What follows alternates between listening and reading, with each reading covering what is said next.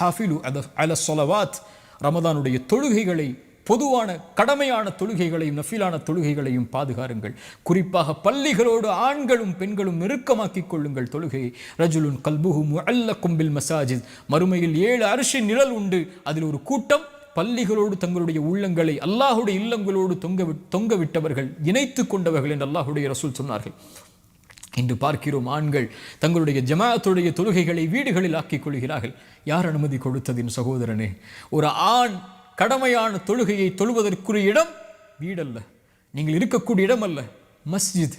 ரசூலுல்லாஹி ஸல்லல்லாஹு அலைஹி வஸல்லம் ஒரு முறை சஹாபாக்கள் ஜமாஅத்துடைய தொழுகைக்கு வருவதற்கு தாமதமாகும் போது சொன்னார்கள், ஒருவரை இமாமாக நிறுத்திவிட்டு ஜமாஅத்துடைய தொழுகையில் கலந்து கொள்ளாமல் வீடுகளில் இருக்கக்கூடியவர்களுடைய வீடுகளை நெருப்பால் எரிக்க என் மனம் நாடுகிறது என்று அல்லாஹுடைய ரசூல் சொன்னார்கள்.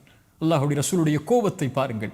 மரணிக்கக்கூடிய தருவாயிலும் கூட அல்லாஹுடைய தூதரால் நடக்க முடியாது பள்ளியை நோக்கி என்று இருந்த போதும் கூட 2 தோழர்களுடைய தோல் மாட்டில் தங்களுடைய புஜங்களை போட்டுக்கொண்டு கால்களை பூமியில் தரதரவன இழுத்து முஹம்மது ரசூலுல்லாஹ் அல்லாஹுடைய இல்லத்தில் தொழுதார்கள் என்றால் என்ன அனுமதி இருக்கிறது எனக்கும் உங்களுக்கும்? அல்லாஹுடைய ரசூல் ஸல்லல்லாஹு அலைஹி வஸல்லம் இடத்திலே உம்மி மக்தூம், கண் தெரியாத நபித்தோழர் வருகிறார். யா ரசூலல்லாஹ், இரவுடைய நேரத்தில் என்னால் வீதிகளில் நடந்து வந்து பள்ளியில் தனியாக தொழ முடியவில்லை, கண் தெரியாது, எப்படி வருவேன்?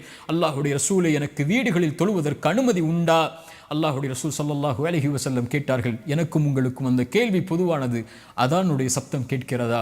அவர் சொன்னார், ஆம் யா ரசூல் அல்லாஹ். அல்லாஹுடைய ரசூல் சொன்னார்கள், அந்த கண் தெரியாத நபித்தோழருக்கு எந்த அனுமதியையும் அல்லாஹுடைய மார்க்கத்தில் நான் பார்க்கவில்லை தோழரே, வந்துவிடு பள்ளிக்கு, மஸ்ஜிதில் தொழுது.